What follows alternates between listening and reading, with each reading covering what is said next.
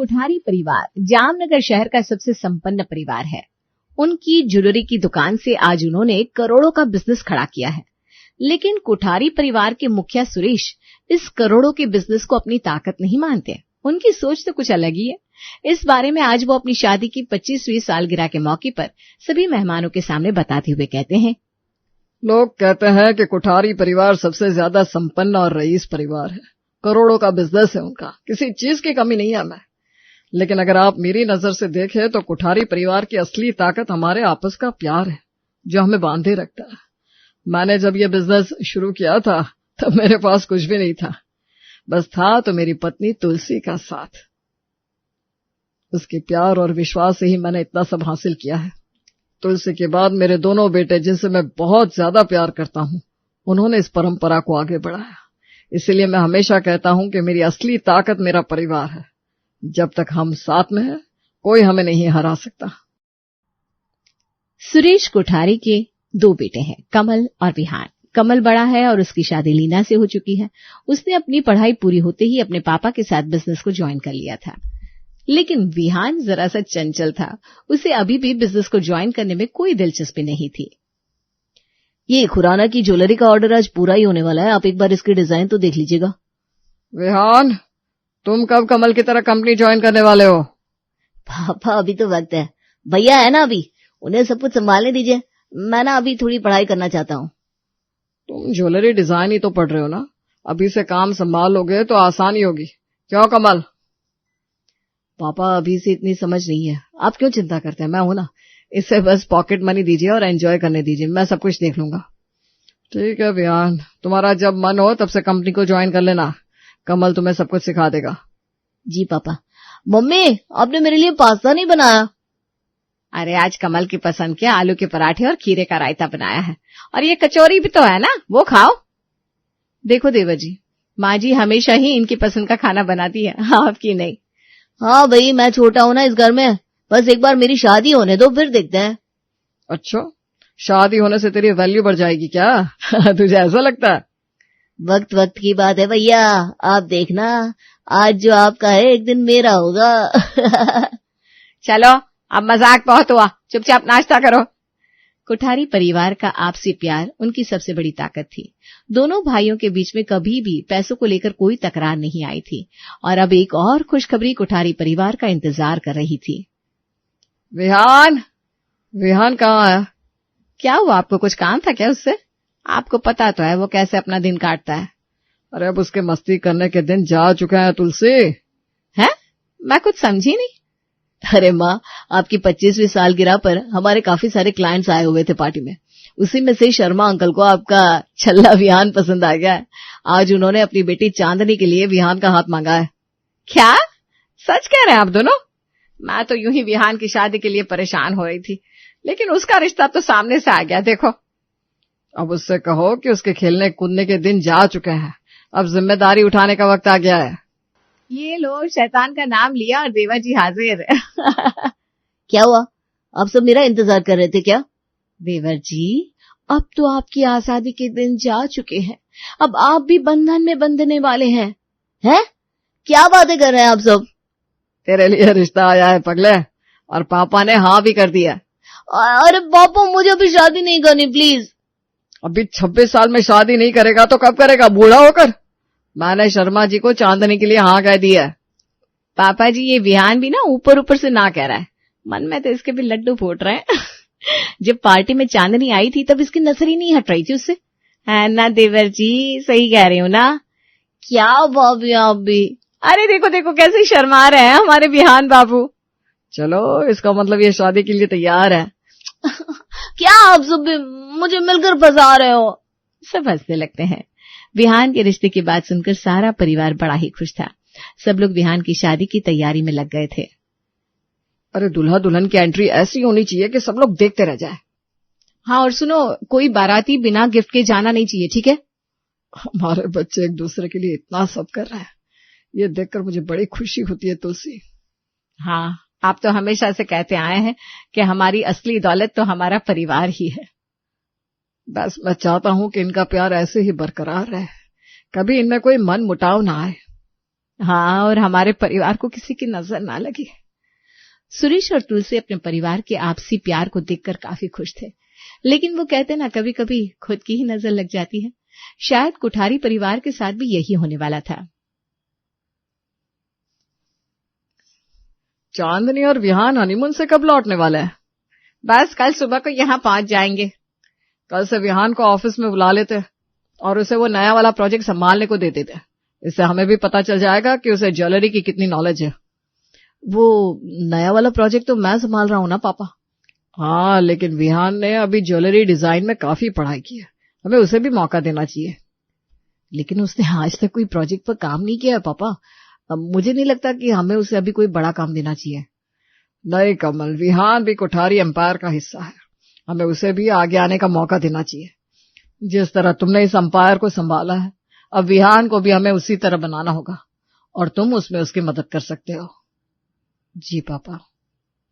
कमल की चुप्पी बता रही थी कि उसे विहान का नया प्रोजेक्ट को देना बिल्कुल भी पसंद नहीं आया था, लेकिन उसने उस वक्त अपने पापा के सामने कुछ भी नहीं कहा। लेकिन धीरे धीरे जैसे विहान ऑफिस में अपना पैर जमा रहा था, वैसे ही कमल को उसका दखल देना पसंद नहीं आ रहा था।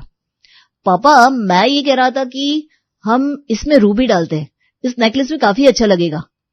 तुम्हें किसी चीज की समझ तो है नहीं, बस बोलना है? समझ तो आपको भी नहीं है, ये तो पापा है जो आपको संभाल कर बैठे हैं, वरना आप में कहाँ दम है कुछ भी करने का।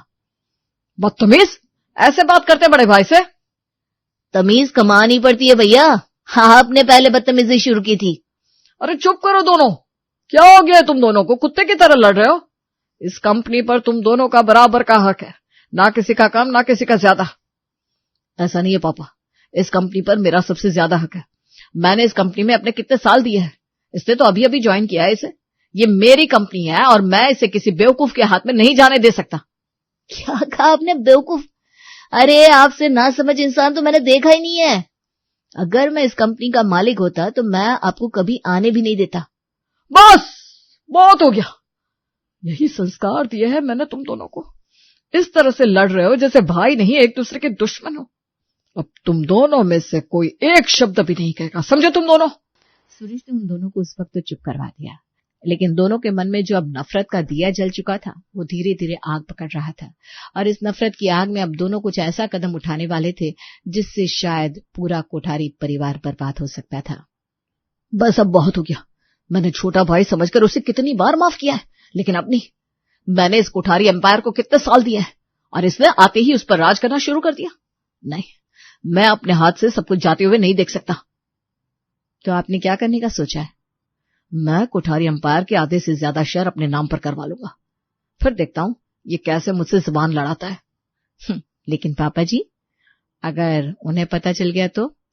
मैं सब कुछ इस तरह से करूंगा कि ना तो पापा ना ही किसी और को पता चलेगा। इस बार मेरा दांव खाली नहीं जाएगा। नफरत की आग ने कमल से वो करवा दिया जो सुरेश और तुलसी ने अपने सपने में भी नहीं सोचा होगा। कमल ने धीरे धीरे सब कुछ अपने नाम करवा लिया, और वो भी बिना किसी को पता चले। इससे पहले कि कमल सबको कुछ भी बताता, सुरेश ने जब वकील को शेयर्स के बारे में बात करने बुलाया, तब उसे पता चला कि कमल ने आधे से ज्यादा प्रॉपर्टी अपने नाम पर करवा ली है। क्या आपको पता नहीं है इस बारे में सर? लेकिन उस कागजात पर तो आपके दस्तखत थे, इसी वजह से तो सब कुछ कमल सर ने अपने नाम पर करवा लिया है। कमल ने मेरे झाली दस्तखत करवाकर सब कुछ अपने नाम करवा लिया? मैं सोच भी नहीं सकता था कि वो कुछ ऐसा करेगा। लेकिन अब तो आधे से भी ज्यादा प्रॉपर्टी उनके नाम पर हो चुकी है, अब क्या करेंगे सर? आप एक काम करिए, बाकी की जितनी भी प्रॉपर्टी है आप विहान के नाम कर दीजिए। सर, मुझे लगता है ये बचा कुछ आपको अपने नाम पर रखना चाहिए, कहीं ऐसा ना हो कि आपके पास कुछ भी ना बचे। नहीं, मेरे बच्चे ऐसा नहीं कर सकते। हाँ, वो भी नाराज है, लेकिन मैं उन्हें समझाऊंगा तो समझ जाएंगे। ठीक है, जैसा आपको अच्छा लगे सर। मैं अभी बाकी सब कुछ विहान सर के नाम पर करवा देता हूँ। सुरेश को अपनी परवरिश पर यकीन था, उसने बाकी बची हुई प्रॉपर्टी विहान के नाम पर करवा दी। अब आपको पता चल ही गया तो मुझे कोई डर नहीं है। इस कंपनी को मैंने इतने साल दिए अपने, इस पर मेरा पूरा हक बनता है। मैं कोठारी एम्पायर में बराबर का हिस्सेदार हूँ। आपने मेरे साथ धोखा किया है, इसलिए मैं आप पर केस करने वाला हूँ। मैंने तो पहले ही कहा था, आपके बड़े भाई पर विश्वास करने जैसे नहीं है ये। मैं तो कहती हूँ हम मेरे पापा के घर चलते हैं उनके पास कई सारे बड़े बड़े वकील हैं। हम वहां उनकी मदद से इन पर केस भी कर सकते हैं। ये तुम दोनों कैसी बातें कर रहे हो, एक दूसरे पर केस? आप कुछ बोलिए ना। मुझे यकीन नहीं हो रहा कि ये हमारा वही परिवार है जहां कभी इतना प्यार हुआ करता था। तुम दोनों आपस में बैठकर बात कर लो। देखा जाए तो ये सब आपकी ही गलती है पापा। आपको पहले ही हमारे बीच सब कुछ आधा आधा कर देना चाहिए था, लेकिन आपने तो इस विहान को मेरे प्रोजेक्ट भी दे दिए और आपने ध्यान भी नहीं दिया कि आपकी पीठ के पीछे इन्होंने सब कुछ अपने नाम कर दिया। पापा, आपकी गलती की वजह से आज मेरे पास कुछ भी नहीं है और अब मैं यहाँ रुकना भी नहीं चाहता हूँ। मैं और चांदनी जा रहे हैं मेरे ससुर जी के घर रहने। और हम आपको छोड़ेंगे नहीं, देख लीजिएगा, हम अपना हक लेकर रहेंगे। आप इन्हें रोकिए ना, देखिए ना ये लोग जा रहे हैं, हमारा परिवार टूट रहा है। मुझे लगा था कि ये परिवार मजबूत ईंटों से बना है तुलसी, लेकिन ये तो ताश के पत्तों की तरह बिखर गया। शायद हमने ही इसे मजबूत नहीं बनाया था। कमल, तू तो बड़ा है, तुझे तो समझना चाहिए बेटा। तू रोक ले विहान को, प्लीज, मैं तेरे हाथ जोड़ती हूँ। मैं नहीं रोकने वाला इसे, जाना है तो जाए। अब हमारी मुलाकात कोर्ट में हो गई। तुम दोनों सगे भाई हो, एक दूसरे के खिलाफ कैसे जा सकते हो? माँ जी, आप तो बीच में पड़िए ही मत। अब इस घर में मालिक और मालकिन हम दोनों हैं। सब कुछ हमारे नाम पर हो चुका है, इसलिए जो भी फैसला लेना होगा हम दोनों खुद लेंगे। आपको बीच में पड़ने की कोई जरूरत नहीं है। अपनी पत्नी से कह दो कि मां से ऐसे बात करने की जरूरत नहीं है। कमल, इस घर के सारे फैसले अब मेरे हाथ में हैं और अगर आप दोनों बीच में बात करेंगे तो आपको भी ऐसी इज्जत मिलेगी, समझे आप? कमल, चलो लीना। सुरेश और तुलसी को यकीन नहीं हो रहा था कि ये उनके खुद के बच्चे हैं जो उन्हें इस तरह से दुख पहुंचा रहा है। कमल ने सब कुछ अपने नाम पर कर लिया था और सुरेश का कंपनी में आना तक बंद करवा दिया था। उस तरफ विहान अपने ससुर जी के साथ उनके बिजनेस में जुड़ गया और कमल पर केस भी कर दिया। कुठारी परिवार, जो एक समय जामनगर में एकता की मिसाल बना हुआ था, वो आज पैसों की हवा चलते ही ताश के पत्तों की तरफ बिखर सा गया था। तुम्हारी तबीयत तो और भी खराब हो गई है तुलसी, मैं अभी डॉक्टर को लेकर आता हूँ। रहने दीजिए, लीना और कमल नहीं मानेंगे। आपने कितनी बार तो कहा है उसे डॉक्टर को लाने के लिए, लेकिन वो कहाँ सुन रहे हैं आपकी बात को। मैंने सब कुछ अपने बेटों के नाम पर कर दिया, ये सोचते हुए कि वो दोनों हमारे दुख के साथी हैं, लेकिन आज मैं खुद को बड़ा ही अकेला और मजबूर समझ रहा हूँ। पैसा इंसान को इस तरह से बदल कर रख देता है। मुझे अंदाजा ही नहीं था। जब से कमल ने सब कुछ अपने नाम किया है, तब से उसने हमें नौकरों की तरह देखा है। कभी तो वो दोनों हमें खाना देते हैं, कभी नहीं। और हमारा विहान, जो हमारा इतना लाडला रहा है, उसने तो हमें मरा हुआ ही समझ लिया है। जैसे हम तो है ही इस दुनिया में, उसे फोन करते हैं तो फोन भी नहीं उठाता। अपनी पत्नी की बात को सुनकर सुरेश की आंखों से आंसू बहने लगते हैं और वो कुछ तय करता है। कुछ दिनों बाद सुरेश और तुलसी कमल का घर भी छोड़ देते हैं, लेकिन कमल उन्हें एक बार भी ढूंढने नहीं जाता। कमल ने सब कुछ अपने नाम तो कर लिया था, लेकिन सुरेश की कंपनी से जाने के बाद कई सारे क्लाइंट्स ने उस कंपनी से नाता तोड़ लिया, जिससे कमल को काफी भारी नुकसान हुआ। क्या? अरे 10 लाख की गलत ज्वेलरी कैसे बना सकते हो तुम लोग? तुम्हें पता है कितना बड़ा ऑर्डर था ये? एक और नुकसान? ऐसे तो कंपनी डूब जाएगी। डूब जाएगी नहीं, समझो डूब गई है। जब से पापा गए कंपनी, तब से पता नहीं क्या हो गया है, कर्जे में चल रहा है सब कुछ। और वो विहान अपने ससुर जी के पैसों पर ऐश कर रहा है। नहीं, उसके ससुर जी ने एक बहुत बड़ा घोटाला किया था, उसमें उनका सब कुछ जा चुका है। और हम पर जो उसने केस किया है ना, वो भी वो जीत गया है, लेकिन अब हमारे पास कुछ है ही नहीं सिवाय कर्जे के। कर्मों का हिसाब तो सबको देना ही होता है। जिस प्रॉपर्टी के लिए दोनों भाइयों ने अपने माता पिता को ठुकरा दिया था, वो भी अब उनके पास नहीं था, लेकिन सुरेश ने अपनी मेहनत के दम पर सब कुछ फिर से खड़ा कर लिया था। इस साल का बेस्ट ज्वेलरी अवार्ड जाता है सुरेश कोठारी को। पापा! सुरेश को अवार्ड लेता देख उसके दोनों बेटे उसके पास जाने को दौड़ते हैं, लेकिन सुरेश और तुलसी इस तरह उन्हें इग्नोर करते हैं जैसे उनसे उनका कोई रिश्ता ही ना हो। अपने बेटों को इस तरह देखकर तकलीफ नहीं हो रही? जिन्होंने अपने परिवार को ताश की तरह बिखरते हुए देखा हो, वो अब फिर से किसी पर भरोसा नहीं कर सकते तुलसी। अब हम दोनों अकेले ही ठीक है, हमें किसी की कोई जरूरत नहीं है। सुरेश और तुलसी की आंखों के तारे उनके बेटे अब उन्हें एक आंख नहीं भा रहे थे। विहान और कमल ने अपने माता पिता से मिलने की और बात करने की काफी कोशिश की, लेकिन अब ताश का बिखरा हुआ घर फिर से नहीं संवर सकता था। ललिता अपने हाथ में बिल लिए खड़ी थी। तभी उसकी बहू स्नेहा उसके पास आकर पूछती है, माँ जी क्या हुआ, आप घर की बिजली की बिल को ऐसे क्यों निहार रही हो, जैसे बिल ने कोई भूत देख लिया हो? ये बिल भूत से कम नहीं है बहू। मुझे तो समझ में नहीं आ रहा कि इतना बिल कहाँ से आ गया। अरे हमारे घर में तो ज्यादा चीजें चलती भी नहीं है, फिर न जाने ये इतना बिल कहाँ से आ गया। अरे पर आया कितने का है, लाइए मुझे दिखाइए, आखिर मैं भी तो देखूं इतना भी ज्यादा कौन सा बिल आ गया जिसे देखकर आपकी आंखें पट रही है। स्नेहा अब अपनी सास के हाथ से बिजली का बिल लेती है और देखती है कि 1000 का बिल था। ये देखकर वह हंसने लगती है। माँ जी बस 1000 ही तो है, आप तो इस पे ऐसा कर रही है जैसे न जाने लाखों का बिल आया हो। लाखों का बिल नहीं आया, लेकिन आया तो है ना ज्यादा। अरे इतना बड़ा घर और कमाने वाला इकलौता मेरा बेटा, मुझे तो कभी कभी बहुत चिंता होती है अपने बेटे की। बहुत सोचती हूँ उसके बारे में, समझ में नहीं आता वो अकेले इस घर को कैसे चलाएगा। माँ जी अगर इनके ऊपर इतना ही बर्डन आ रहा है तो मैं भी चली जाऊं कमाने, इसी बहाने मेरा मन भी लग जाएगा और इस घर में इनकम भी आ जाएगी। हाँ हाँ, तुझे तो बस बाहर जाने का बहाना चाहिए। अपनी बात खत्म होती ही ललिता वहां से चली जाती है और स्नेहा अपने काम में लग जाती है। शाम को जब रोहित घर आता है तो ललिता उसे घर का बिल थमाते कहती है, ले इस महीने का बिल देख कितना आया है। माँ ये बिल इतना भी नहीं है जितना आप ओवर रिएक्ट कर रही हैं। आप चिंता मत कीजिए, मैं अभी पे कर देता हूँ। अरे बेटा बिल तो पे करना ही है, लेकिन तुझे नहीं लगता बिल कुछ ज्यादा ही आ रहा है?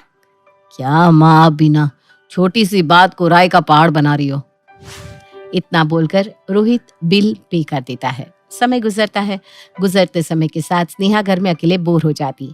ऐसे ही एक दिन स्नेहा अपने फोन में कुछ देख रही थी, तभी उसके फोन पर एक साड़ी आ जाती है। वो उस साड़ी को देखकर कहती है, वाह ये साड़ी कितनी अच्छी लग रही है, माँ जी को दिखाती हूँ, माँ जी को भी जरूर ये साड़ी पसंद आएगी। वो साड़ी ललिता को पसंद आएगी ये सोचकर स्नेहा अपनी सास के पास जाती है और उन्हें ऑनलाइन साड़ियां दिखाने लगती है। मम्मी जी ये साड़ी देखिए ना कितनी सुंदर लग रही है ना। हाँ सही तो लग रही है, लेकिन इतने भी सुंदर नहीं है जिस तरह तू इस साड़ी के लिए मरे जा रही है। इससे तो अच्छी अच्छी साड़ियां मेरी अलमीरा में पड़ी हुई है। इन्हें चाहे कुछ भी दिखा दो, लेकिन इनको पसंद तो वही चमक धमक वाली ही रहेगी। बंदर क्या जाने अदरक का स्वाद। अरे अब तू क्या सोचने लग गई? अब कुछ नहीं मम्मी जी, मैं ये सोच रही थी कि आप सही कह रही हैं, ये साड़ी उतनी भी खास नहीं है जितनी आपकी अलमीरा में रखी हुई है। बस ये आपके लिए खास नहीं है, लेकिन मुझे ना बहुत पसंद आ रही है, इसलिए मैं इस साड़ी को खरीद रही हूँ। साड़ी खरीदने का नाम सुनते ही ललिता की आंखें बाहर होने को होती है और वो हैरानी से कहती है, क्या तू ये घटिया साड़ी इतने महंगे दाम में खरीद रही है बहू? अरे मैं तुझे इससे अच्छी साड़ी दिला दूंगी, वो भी सस्ते में। इतनी महंगी साड़ी ऐसे ऑनलाइन मत खरीद। वैसे भी कपड़े ऑनलाइन कैसे मिलते हैं किसी को कुछ नहीं पता। लेकिन माँ जी अगर कपड़े खराब आते हैं तो वो रिटर्न भी तो हो जाते हैं ना, इसलिए ऑनलाइन में पैसे वेस्ट होने का कोई डर नहीं है। इतना बोलकर स्नेहा उस साड़ी को ऑर्डर कर देती है और अगले 2 दिन बाद वो ऑर्डर स्नेहा के घर आ जाता है। ऐसे ही समय बीतता है और बीतते समय के साथ स्नेहा आए दिन शॉपिंग करती रहती। ये देखकर ललिता को जरा भी अच्छा नहीं लगता, लेकिन वो उसकी ऐसी हरकत कब तक बर्दाश्त करती है, चलिए देखते हैं। एक दिन स्नेहा अपने फोन में बिजी थी, तभी वहां उसकी सास ललिता उसके पास आती है और उसे फोन में इस तरह गुस्सा देखकर कहती है, बहू मैं तुझे कब से देख रही हूँ, तू फोन में लगी पड़ी है। आखिर ऐसा भी क्या है फोन में जो इतने देर से फोन में लगी हुई है?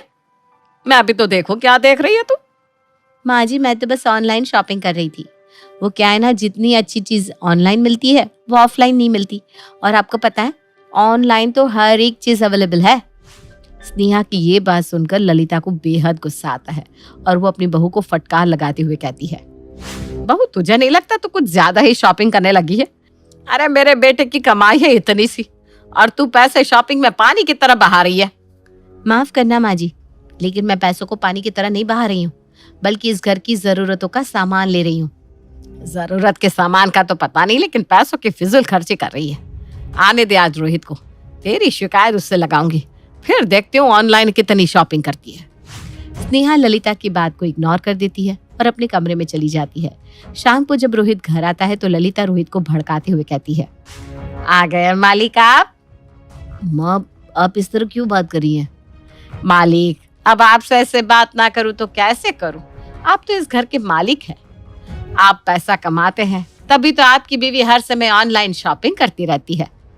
माँ, ये कैसी बात कर रही हैं आप? सीधा सीधा बताइए ना, बात क्या है? रोहित की बात सुनकर ललिता अब रोहित को सारी बात बताती है, या यूं कहे कि रोहित को भड़काती है। सारी बातें जानने के बाद रोहित को कुछ समझ में नहीं आता कि उसके घर में चल क्या रहा है, लेकिन वो जानना चाहता था कि क्या सच में स्नेहा ऑनलाइन शॉपिंग करती है, क्या सच में वो पैसों की फिजूल खर्ची कर रही है। इसलिए वो स्नेहा के पास जाता है और देखता है कि स्नेहा अब भी ऑनलाइन सामान ऑर्डर कर रही थी। ये देखकर उसे बेहद गुस्सा आता है और गुस्से में स्नेहा का फोन लेकर तोड़ देता है। रोहित, ये क्या किया तुमने? मेरा फोन क्यों तोड़ दिया? और नहीं तो क्या करूं?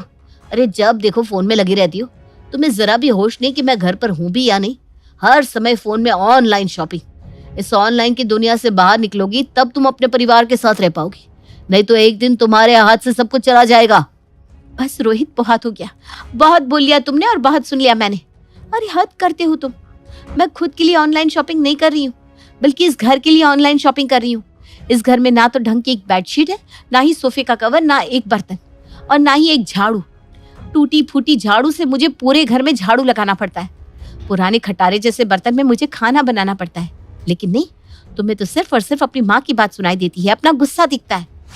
इतना बोलकर स्नेहा गुस्से में तकिया उठाकर बाहर की तरफ चली जाती है। इस तरह स्नेहा और रोहित के बीच में काफी तगड़ा क्लेश हो जाता है। लेकिन जब ये सारी बात स्नेहा की ननद नंदिनी को पता चलती है तो वो परेशान होकर अपने ससुराल में अपने घर के बारे में सोचती रहती है। तभी उसकी सास उसके पास आकर बैठती है और उससे उसकी परेशानी का कारण पूछती है। नंदिनी बहू, क्या हुआ? इतनी परेशान क्यों है तू? सास की बात सुनकर नंदिनी अपनी सास को सारी बात बताती है। सच में बहू, ये तो सोचने वाली बात है। आखिर तेरी माँ ऐसा क्यों कर रही है? अरे लड़ाई तो हर मियाँ बीवी में होती है और वो लड़ाई सॉल्व भी हो जाती है, लेकिन इन दोनों की लड़ाई के बीच में तेरी माँ आ रही है। बस इसीलिए ये दोनों आज अलग होने की कगार पर है। माँ जी, मुझे तो समझ में नहीं आ रहा, आखिर मैं अपनी माँ को कैसे सबक सिखाऊं? कैसे बताऊं कि पति पत्नी दोनों के बीच में उन्हें नहीं आना चाहिए। वो अभी तो उनके बीच आ रही है, लेकिन आने वाले समय में उन्हीं का घर टूटेगा। लोग तरह तरह की बातें बनाएंगे। नंदिनी, मेरे पास एक आइडिया है। अगर तू कहे तो क्यों ना हम अगले दिन तेरे मायके रह ले। और उससे क्या होगा? उससे होगा ये कि मैं तेरी माँ के सामने तुझे डांटूंगी और ठीक वैसा ही करूंगी जैसा तेरी माँ तेरी भाभी के साथ करती है। फिर तो तेरी माँ को पता चलेगा ना कि मियाँ बीवी के बीच में बोलने से, उन दोनों के बीच फूट डलवाने से क्या होता है। नंदिनी को अपनी सास का आइडिया बहुत अच्छा लगता है और वो वैसा करने को तैयार हो जाती है। अगली सुबह नंदिनी की सास गुस्से में नंदिनी के मायके जाती है। ललिता बहन जी, ओ ललिता बहन जी, जरा अपनी बेटी को समझ लो। हर समय मेरे बेटे से झगड़ती रहती है। अरे इतना झगड़ा करना भी अच्छी बात नहीं है। समधन जी, आप सुबह सुबह अपने घर का कलेश लेकर मेरे घर आ गई। माफ करना समधन जी, लेकिन ये कलेश आपकी बेटी की वजह से हो रहा है। वो हर समय फिजूल खर्ची करती रहती है। अब मेरे बेटे की कमाई इतनी नहीं है जितना आपकी बेटी पैसे उड़ा रही है। मम्मी जी, आपने ये तो बता दिया कि मैं घर में फिजूल खर्ची कर रही हूँ, लेकिन आपने ये नहीं बताया कि मैं अपने घर के लिए खर्च कर रही हूँ। माँ, आपको पता भी है मैं उस घर के सामान के लिए पैसे खर्च कर रही हूँ, लेकिन मेरी सास को तो सिर्फ ये दिखता है कि मैं बेफिजूल खर्च कर रही हूँ। हाँ, तो मुझे नहीं समझनी कोई बात। एक काम कर, तू अपने घर के लिए सामान ले, वो भी अपने भाई के पैसों से। आज के बाद तू मेरे घर में नहीं आएगी। अरे समधन जी, आप कैसी बात कर रही हैं? नंदिनी ने घर की भलाई के लिए ही तो ऑनलाइन शॉपिंग की है ना, और अगर उसने घर के लिए सामान खरीद भी लिया तो इसमें खराबी क्या है? आप इतनी सी बात का बतंगड़ क्यों बना रही है, और इतनी छोटी बात को लेकर आप इन दोनों को अलग कर रही हैं? माफ करना समधन जी, लेकिन आप भी तो अपनी बहू के साथ ऐसा ही कर रही हैं। आप भी तो अपनी बहू को अपने बेटे से दूर कर रही हैं, वो भी सिर्फ ऑनलाइन शॉपिंग के चलते। अरे वो भी तो घर का सामान ले रही है, लेकिन आपको अपने बेटे के पैसे खल रहे हैं ना। ठीक उसी तरह मुझे भी दिक्कत आ रही है। नंदिनी की सास की बात सुनकर ललिता को यह एहसास हुआ कि वो अपनी बहू के साथ गलत कर रही है, जिसके बाद वो नंदिनी की सास और नंदिनी के सामने हाथ जोड़कर खड़ी हो जाती है। नंदिनी, समधन जी, तुम दोनों मुझे क्या समझाना चाह रहे हो वो मैं बखूबी समझ गई हूँ। मैं अभी रोहित और स्नेहा के बीच की मिसअंडरस्टैंडिंग को क्लियर कर देती हूँ। ललिता के मुंह से ऐसी बात सुनकर नंदिनी को काफी अच्छा लगता है और वो अपने सामने अपनी माँ को गलती कबूलने को कहती है, जिसके बाद ललिता अपनी गलती स्वीकार कर लेती है और रोहित और स्नेहा से माफी मांगती है। इसके बाद स्नेहा और रोहित ललिता को माफ कर देते हैं और एक बार फिर सब खुशी खुशी साथ रहने लगते हैं। नीलम की उसकी बहू पारुल से खूब पटती। दोनों सास बहू नहीं बल्कि माँ बेटी की तरह रहते, जिसे सारा मोहल्ला भी अचंभे से देखता। क्या कर रही है सास बहू? माफ करना, बहू तो बहू लगती ही नहीं है। क्यों? बहू कैसी लगती है? क्या उसके सर पर सींग होती है? नहीं नहीं, आंटी के सर पर तो नहीं है, मतलब बहू के सर पर सींग नहीं होती क्योंकि वो भी तो बहू है। अरे बहू के सर पर पल्ला होता है, आंखें नीची होती है और वो सिर्फ किचन में रहती है। लेकिन तुम्हारे यहाँ ना सास दिखती है किचन में, ना ही बहू। पता नहीं खाना खाते भी हो या नहीं। देख कमला, खाना तो हम खूब खाते हैं और हर दिन कुछ अलग और नया खाते हैं, लेकिन जो बनाते हैं ना साथ मिलकर बनाते हैं। तू भी बहू का साथ दे, फिर जल्दी जल्दी काम खत्म करके बहू के साथ ऐश कर। क्यों बहू? तेरी बहू ने तुझे पागल बनाकर रखा है। अरे जो काम उसका है वो तुझसे करा रही है। और ये क्या पहना है? ये पजामा और कुर्ता है। बहू बोल रही थी कि फैशन में यही चल रहा है तो मेरे लिए भी लेकर आ गई। पड़ोसन जो कि सूरजमुखी के छापे वाली साड़ी पहनकर खड़ी थी। सारी जिंदगी तो साड़ी पहनी, क्या पता कल सास को मिनी स्कर्ट ही पहना दे। पड़ोसन ताने देकर जा रही होती है कि बहू देख रही है ना कितनी जलन भरी है, मेरे लिए तो खास कर। तभी तो माँ जो जले उसे और जलाओ। एक रोज बहू सास के पास आती है और गले लगा लेती है। अरे क्या हो गया मेरी गुड़िया को? माँ, आज बेटी दिवस में आपने मेरे लिए पोस्ट डाली है। बहू को बेटी दिवस की शुभकामनाएं कौन देता है माँ? तू मेरी बेटी ही तो है, ये तो मानने वाली बात है बेटा। लेकिन कहते हैं ना, जमाने की नजर लग जाए तो अच्छा खासा घर खराब हो जाता है। किसी कारण से बहू की डेथ हो जाती है। उसके जाने के बाद उसकी फोटो के सामने मेरी बहू को कोई वापस ला दो, मेरे जाने की उम्र में वो क्यों चली गई। माँ, आज उसे गए 1 महीना हो गया है। अब तो ठीक से खाना पीना शुरू कर दो, देखो कितनी पतली हो गई हो। खैर, लोगों की सलाह पर बेटा दूसरी शादी कर लेता है। शादी के बाद नई बहू, माँ जी कब तक गम में बैठी रहेंगी? ये लीजिए खाना खा लीजिए। सास नई बहू के हाथ से खाना लेकर फेंक देती है। मुंह मत दिखाना दोबारा। चली है मेरी बहू की जगह लेने वाली। और हाँ, उसके कमरे में ना तो उसके कपड़े और ना ही उसके गहने, किसी भी चीज को हाथ लगाने की कोशिश भी मत करना। बहू डर जाती है, वो वहां से चली जाती है। फिर रात को, माँ क्या हरकत है ये? आपने राधिका का दिया हुआ खाना फेंक क्यों दिया? अरे वो मर गई है, आपकी बहू अब राधिका ही है। नहीं, बिल्कुल नहीं, मेरी बहू ये कभी नहीं हो सकती। वही राधिका सास को मनाने की बहुत कोशिश करती, लेकिन सास को तो बहू के जाने का शौक लगा हुआ होता है। माँ को खाने में खीर पसंद है, आज मैं खीर बना देती हूँ। राधिका खीर बनाने लगती है, जिसकी महक से सास खुश हो जाती है। ये महक, ये तो मेरे बहू के हाथ के खीर की है। मैं जानती थी कि वो जरूर यहाँ आएगी। सास किचन में जाती है और देखती है कि राधिका खीर बना रही होती है। वो मेरी बहू पारुल कहाँ है? मुझे क्यों नहीं दिखाई दे रही? माँ जी मैं हूँ यहाँ पर, मैं बना रही हूँ खीर। पारुल तो अब नहीं रही ना। तो तू क्यों मेरे और मेरी बहू के किचन में घुसी? हाँ, हट हट यहाँ से। मैं बनाती हूँ खाना। सास राधिका को किचन से निकाल देती है और खुद काम करने लग जाती है। तभी वहाँ पड़ोसन आ जाती है। अरे नीलम, क्यों परेशान रहती है? माना तेरी बहू हीरा थी, लेकिन जो आई है उसे भी तो समझ। वो भी तो कुछ सपने लेकर आई होगी ना। किसे समझूं? नहीं, वो मेरी बहू नहीं है। मेरी बहू का साया तो यही है।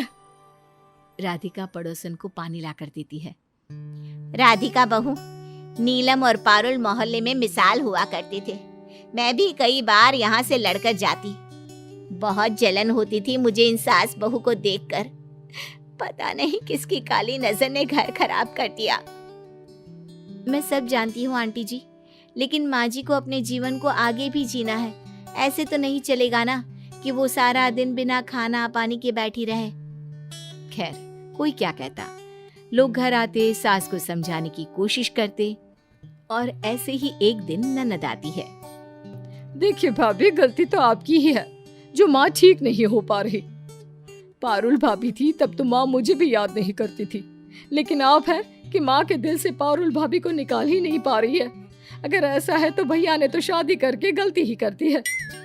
राधिका को ननद की बात पर बहुत गुस्सा आता है, लेकिन वो करती भी क्या, शाम को पति से कहती है, मैंने हर काम करके देख लिया, लेकिन तुम्हारी माँ को पुरानी बहू की याद ही हमेशा सताती रहती है।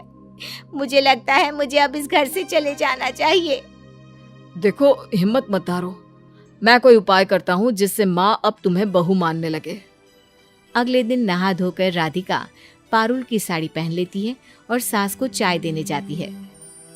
उसे लगता है कि सास पारुल की साड़ी में उस पर पारुल का अक्स देखेंगी, लेकिन हिम्मत कैसे हुई तेरी? हाँ, मेरी पारुल की साड़ी पहनने की। सास सारी गर्मा गर्म चाय राधिका पर गिरा देती है, जिससे वो जल जाती है। माँ जी, आज तो मैं नहीं जाऊंगी, चाहे जो भी हो जाए। आपको मुझे बहू के रूप में अपनाना ही होगा, या फिर सास राधिका को बहुत भला बुरा बोलकर कमरे से धक्के मारकर निकाल देती है। बड़ी आई मेरे पारुल की जगह लेने वाली। सास सो जाती है, लेकिन तभी उनके सपने में पारुल आती है। मेरी बच्ची, मेरी पारुल, कहाँ चली गई तू? माँ, मैं कहीं नहीं गई, बस राधिका बनकर आपका ख्याल रखना चाहती हूँ। माँ, वो मेरी जगह ले, यही मैं चाहती हूँ। तू ये चाहती है कि तेरे पति के साथ वो रहे? तू चाहती है कि मैं उसे बहू मान लूं? नहीं बेटा, नहीं, मुझसे ये नहीं होगा। माँ, जब मैंने कह दिया तो कह दिया। क्या आप मुझे खुश दिखना नहीं चाहती हैं? सास पारुल को देख रही होती है कि वो गायब हो जाती है। ये मेरी बहू नहीं, उसका साया था। वो मुझे समझाने आया था। अब से मैं वही करूंगी जिससे वो खुश रहे। पानी, पानी, पानी, प्यास लगी है। तभी राधिका सामने पानी का ग्लास लेकर आ जाती है। उसका हाथ जला होता है। ये मैंने मैं बहुत गंदी हूँ, मुझे माफ कर दो। पारुल भी चाहती है कि मैं तुम्हें बहू मानूं। नहीं माँ जी, आप क्यों माफी मांग रही हैं? गलती मेरी थी, मैंने ही पारुल की साड़ी पहन ली थी। अब उसका सब कुछ तुम्हारा है बहू। पारुल जैसी नहीं, तू जैसी है वैसी ही मंजूर है मुझे। और राधिका सास को गले लगा लेती है।